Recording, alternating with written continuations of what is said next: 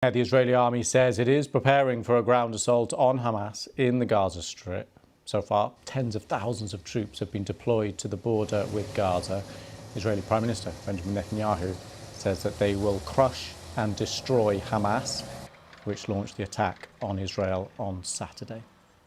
Well, the US Secretary of Defense Lloyd Austin is in Israel and speaking alongside his Israeli counterpart at a joint news conference in Tel Aviv.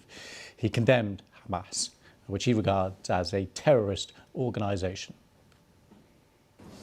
Now, this is no time for neutrality or for false equivalence or for excuses for the inexcusable.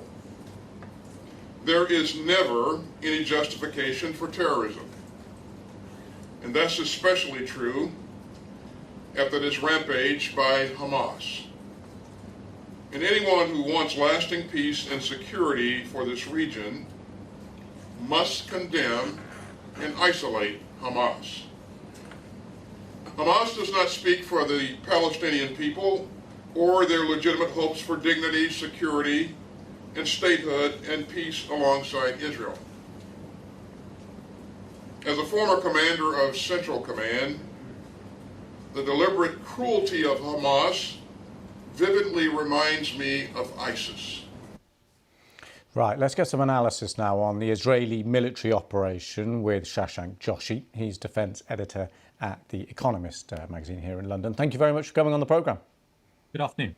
So this idea of a ground invasion soon, firstly, do you think it is coming soon? And what are the chances of achieving its aim of destroying Hamas? Well, yesterday I would have said to you this ground invasion was probably imminent. Today, following the Israeli call to evacuate the north of Gaza and move this very large population to the south, which is going to take time, I'm less sure. I think the Israeli government and military seems to think it will take a couple of weeks at the very least, and it's unclear to me whether they will go in until that's done. Given that they want to be able to operate on the ground with as few civilians as possible.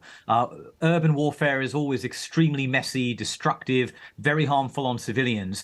And the IDF would prefer to operate in extremely dense built-up places like Gaza City without civilians. So I suspect we will see a ground invasion, but I think it will take time to come. And in response to your second question, well, the stated Israeli objective is to destroy Hamas. Destroying a terrorist group that has occupied a urban area for 15, 16 years and has built 500 kilometers of tunnels underneath it and is embedded in the social, economic and political fabric of this territory is not easy. And I suspect if previous ground wars in Gaza took a couple of weeks, we're going to see an Israeli military involvement here that goes on for months. And if it really is going to obliterate Hamas, as Israeli officials have talked about, we could be in for a commitment of years, which of course is a much bigger proposition. So an operation lasting years, potentially? Well, it entirely depends on the Israeli political leadership and how they see their aims. If the aim is to make sure there is no Hamas left, that Hamas cannot reassert itself once the Israeli army withdraws from Gaza, that there is no tunnel capability, no rockets, no command centers, no senior leadership, none of these things. You know, let's not pretend this is anything other than an enormous open-ended campaign that I think will take a long time. It is not something that can be done in weeks. OK, that's pretty sobering. What about the idea that for two reasons, there may well be a large number of civilians there still? One, that people simply can't move. We've been covering the difficulty in the logistics. And two, we've heard from people there who simply say they won't move. They won't leave their homes. So given there will, in all likelihood, still be civilians in the area, does that change any of the calculations?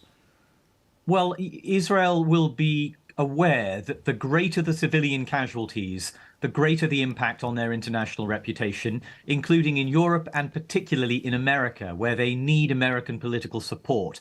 And I would just say, although America has has given Israel its full backing now, we just heard that clip from Lloyd Austin, it is worth casting your mind back 20 years to the Israeli operation in the West Bank when they went in with massive force under Ariel Sharon And even back then, the George W. Bush administration, although initially supportive, eventually told Israel to halt those actions because of the cost on the Palestinian people. So setting aside the legality and the laws of war around this, the political and diplomatic constraints on Israel, I think, are going to be pretty high as this operation goes on. Okay. Shasha Jangshi, thank you very much for your analysis. Thank you. Thanks.